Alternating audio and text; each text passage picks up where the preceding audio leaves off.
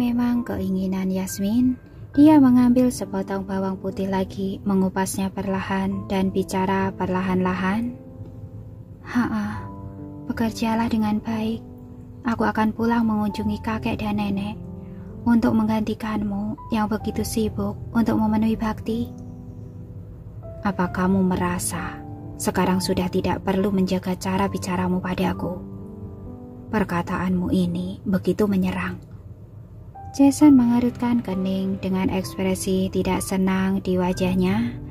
Yasmin menunjukkan ekspresi polosnya. Benarkah? Bukankah aku berbaik hati membantumu? Jason tidak berkata apa-apa, wajahnya dingin. Saat mulai memasak, Nenek Lukmantara mengatakan ikan yang dimasak Jason enak. Jadi memintanya membantu, kemudian meminta Yasmin datang ke dapur untuk membantu. Yasmin jongkok di samping tempat sampah untuk mengupas bawang putih. Keduanya seperti orang asing. Nenek Lukmantara dan Bisurti bersandar di pintu. Mereka tidak mendengar suara apapun di dapur untuk waktu yang lama. Mereka saling memandang dan perlahan-lahan berjalan ke sofa dan duduk.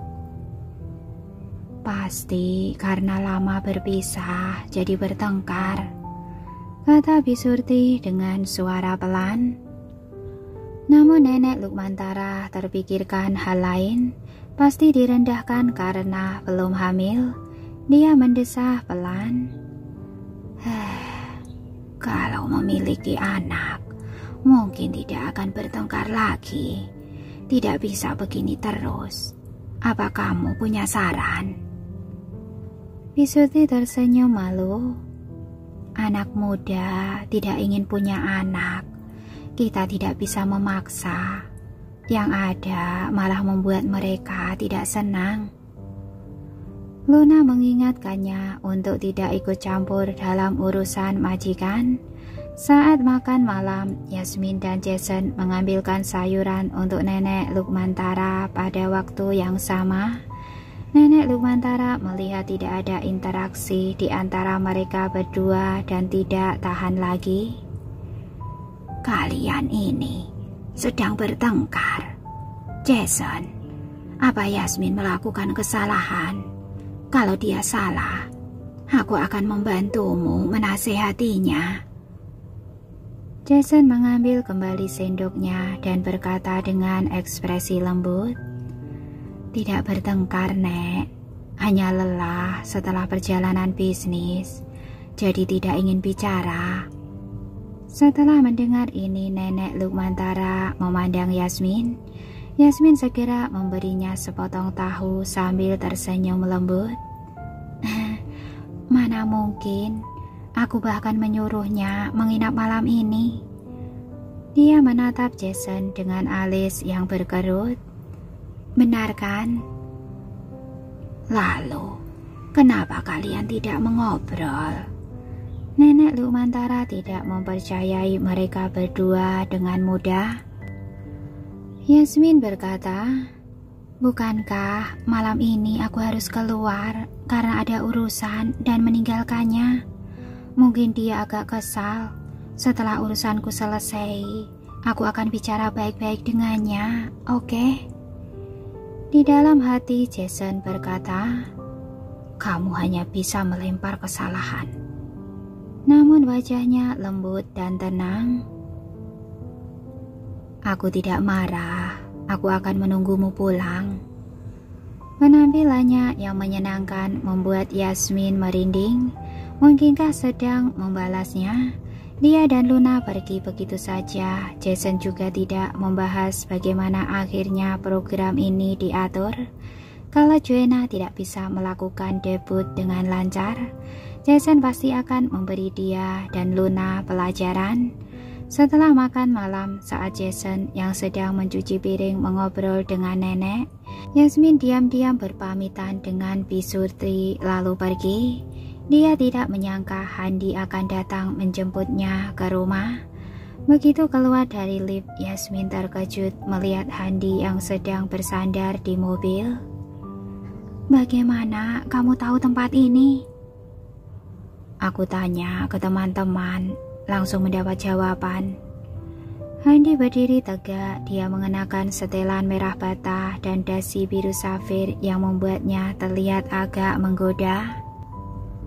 Kamu bisa langsung memberitahuku alamatnya, tidak perlu repot-repot datang ke sini.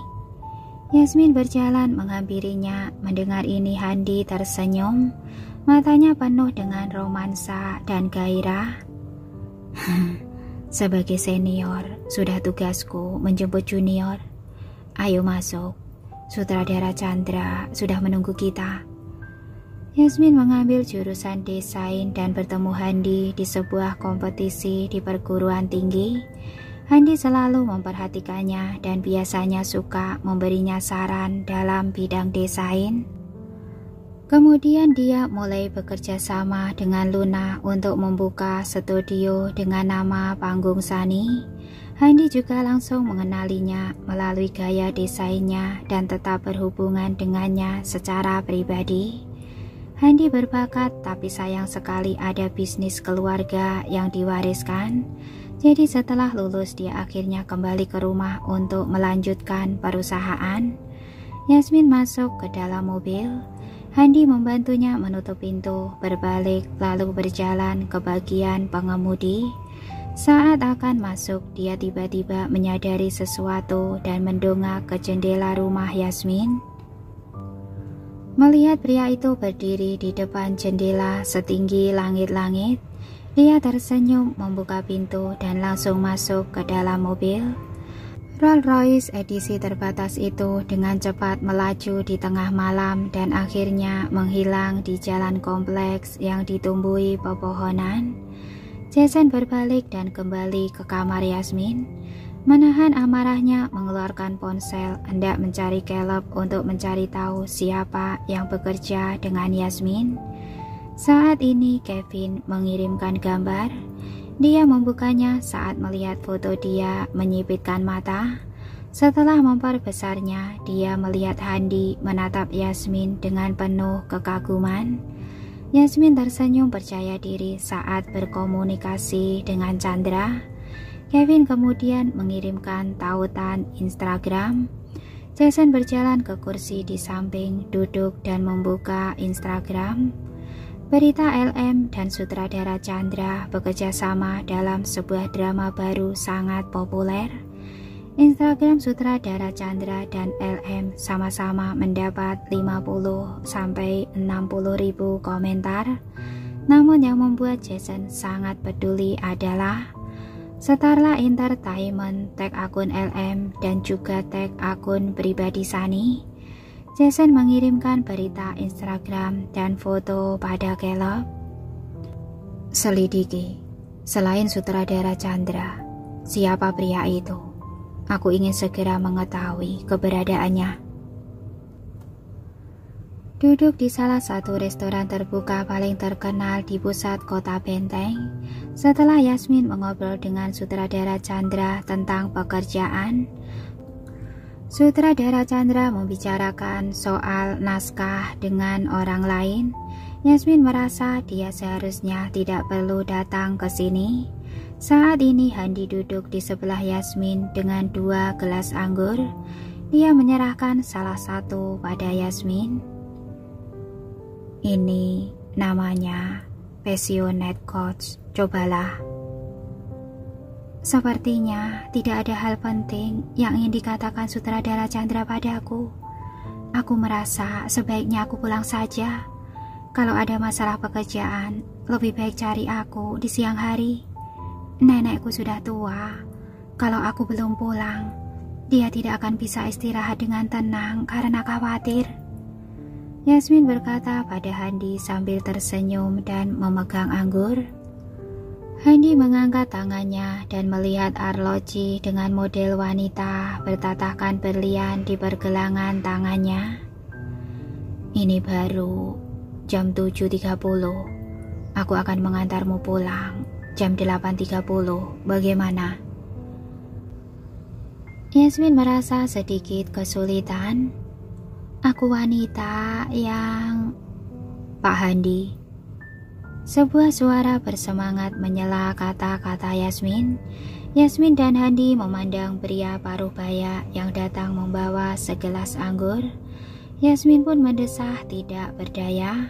Handi bersandar di kursi dan berkata dengan nada malas, "Oh, Pak Rahmat, kamu makan di sini?" "Iya, tadi aku merasa mirip denganmu, jadi aku datang untuk memastikannya. Aku tidak menyangka ternyata benar-benar kamu," kata Pak Rahmat, matanya menoleh pada Yasmin. Senyuman di wajahnya lebih menyanjung lagi. "Istrimu cantik sekali dan anggun seperti bunga krisan putih." Handi tertawa oleh perkataannya. Dia mengangkat martini di tangannya dan mendentingkan gelas dengan Pak Rahmat. "Dia adik kelas, jangan bicara sembarangan. Makan dan minumlah sepuasnya. Aku akan traktir mejamu." Pak Rahmat mengatakan dia terlalu sungkan, tapi berlari dengan sangat cepat, seolah memberikan ruang pribadi bagi Handi dan Yasmin. Handi memandang Yasmin sambil minum. Di suaranya terdengar kegembiraan yang tidak bisa disembunyikan. "Yasmin, jangan dipikirkan ya. Orang-orang ini suka bicara sembarangan. Kamu cobalah. Kamu pasti akan menyukai passionate coach ini." Yasmin baru saja akan mengangkatnya. Siapa yang tahu sebuah suara yang familiar terdengar dari belakang. "Pak Handi, sudah bertahun-tahun tidak bertemu. Bagaimana kabarnya?" Handi berbalik dan melihat seorang pria dengan aura yang dingin dari seluruh tubuhnya. Dia tersenyum cerah dan berkata, "Pak Jason, lama tidak berjumpa. Aku baik-baik saja." Yasmin tanpa sadar menoleh ke belakang. Jason mengenakan jas putih, kemeja hitam, dan dasi kotak-kotak besar berwarna abu-abu biru. Berdiri di sebuah restoran terbuka di mana cahayanya tidak terlihat jelas. Dia menonjol dari keramaian dan memiliki temperamen yang sangat luar biasa. Ini pertama kalinya Yasmin melihatnya mengenakan jas putih. Dia agak terpesona. Jason merasakan tatapan Yasmin padanya. Tatapannya yang tenang tertuju pada Yasmin. "Sudah malam begini, tidak pulang, tapi masih perjamuan bisnis." Handi tahu Jason memiliki hubungan dekat dengan Yasmin, tapi dia tidak bisa menebak apa hubungan mereka.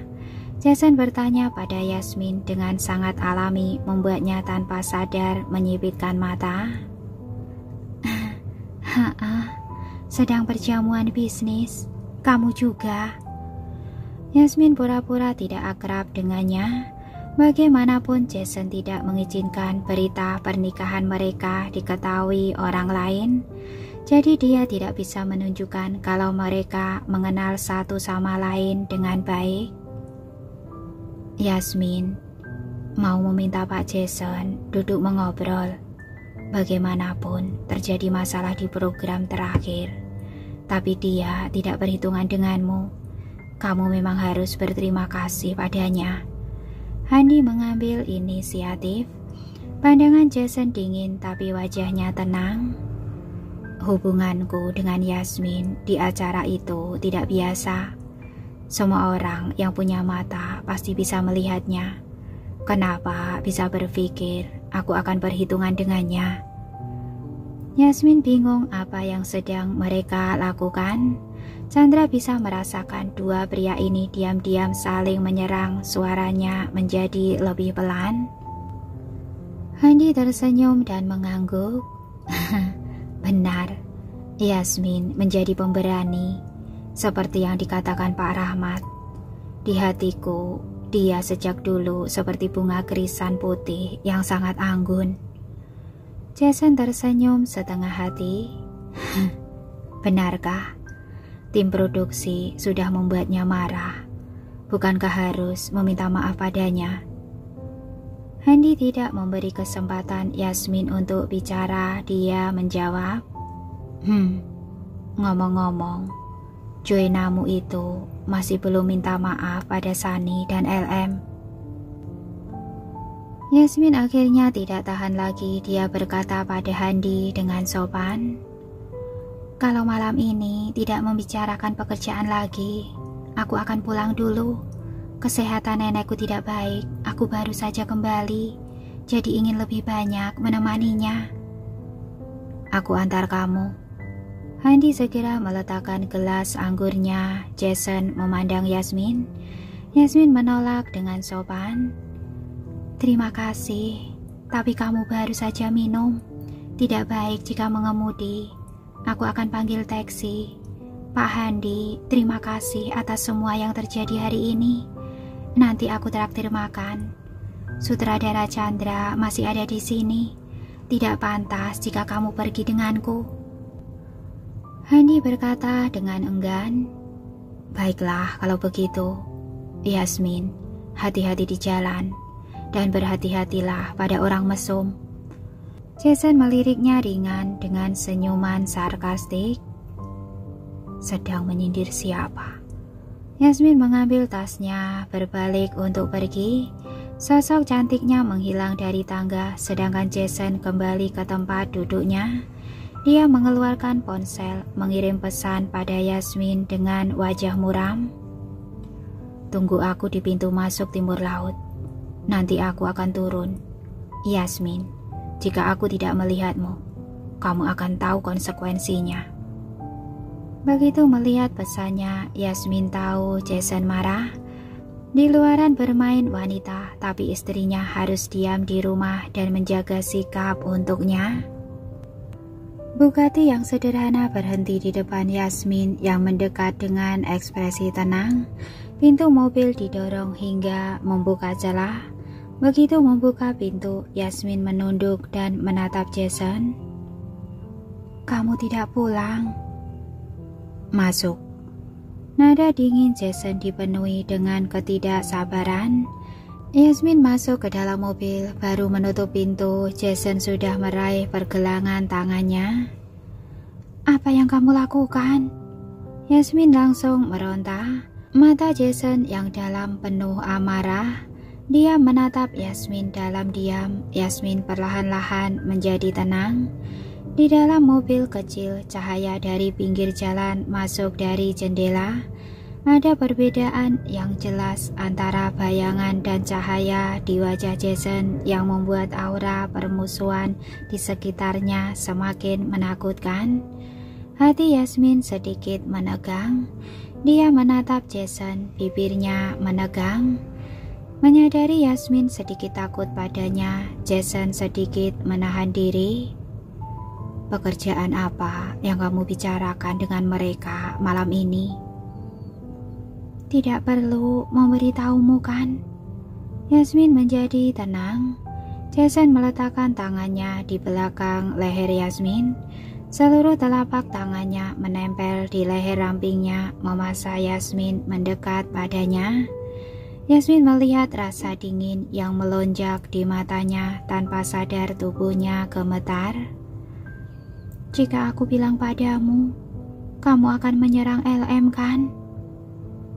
"Kalau aku ingin menyerang, kalian tidak akan mampu membayar ganti rugi. Mengerti?" Jason memegang lehernya, nadanya sangat menindas. "Apa yang membuatmu marah malam ini?"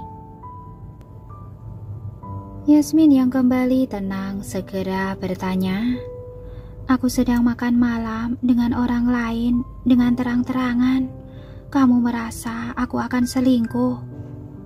Semua kemarahan Jason tiba-tiba mereda karena kata-katanya.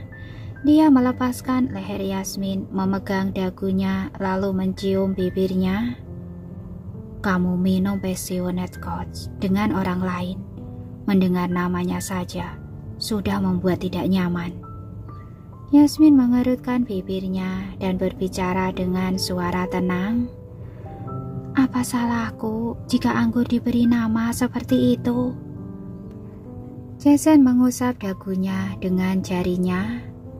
"Kamu tidak berpikir kenapa Handi memesankan minuman seperti itu untukmu? Kamu ini berpikir terlalu jauh kan? Kami ini hanya bekerja sama. Yasmin mengerutkan kening dengan ekspresi jijik di wajahnya.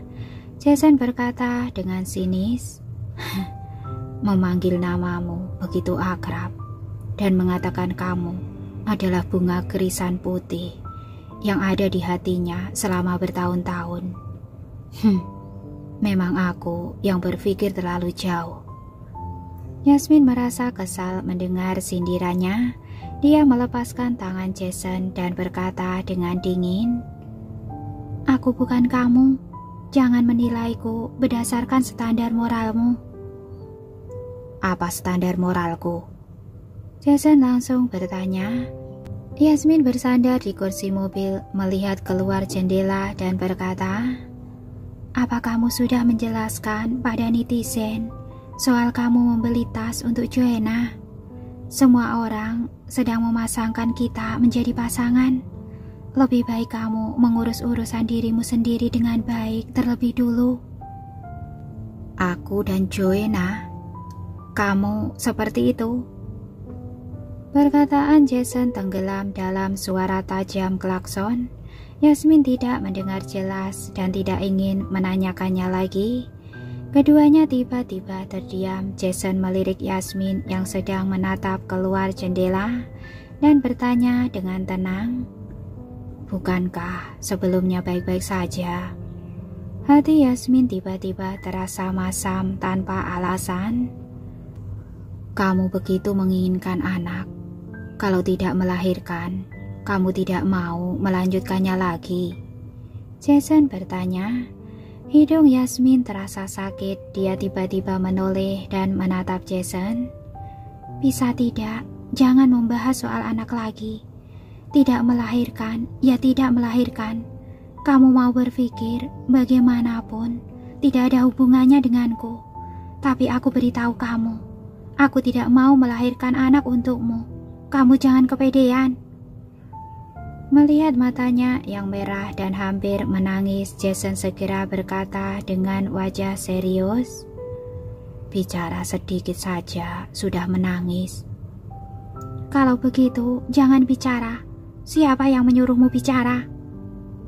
Yasmin penuh amarah Jason yang membahas hal ini, tapi merasa kesal saat dia merasa marah. Jason menyadari terjadi masalah dalam pernikahan mereka. Yasmin sudah tidak ingin bersamanya.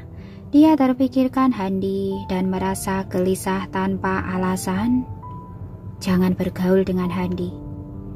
Perkataannya masuk ke telinga kanan dan keluar dari telinga kiri. Yasmin tidak menganggap serius kata-katanya.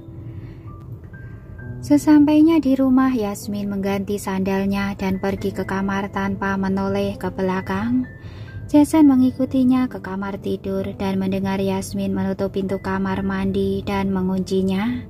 Ketika Jason yang sudah mandi hendak berbaring di tempat tidur, Yasmin tiba-tiba berkata, "Aku akan tidur di sofa." "Kamu ingin saat nenek bangun besok pagi terus menanyakan hal ini?" Jason sedikit tidak sabar. Yasmin mengira Jason sudah lelah berpura-pura, jadi dia hanya bisa berbaring dengan patuh tapi memunggunginya. Begitu menutup mata, adegan Jason berdiri di restoran luar ruangan dengan setelan jas putih muncul di benaknya. Temperamennya begitu indah sehingga membawanya kembali ke perasaan cinta yang dia rasakan saat pertama kali melihat Jason. Saat itu dia berpikir jika memiliki pria ini, dia akan merasa sangat bahagia jika bisa melihatnya setiap hari berdiri di sana. Tapi ternyata orang semakin lama semakin serakah. Setelah mendapatkan orang yang diidamkan, ingin orang ini mencintainya. Pikirannya tiba-tiba terganggu oleh tangan Jason di pinggangnya. Yasmin mengulurkan tangan dan menahan tangannya. Emosi di hatinya menjadi rumit. Keengganannya terkait dengan cinta yang masih tumbuh.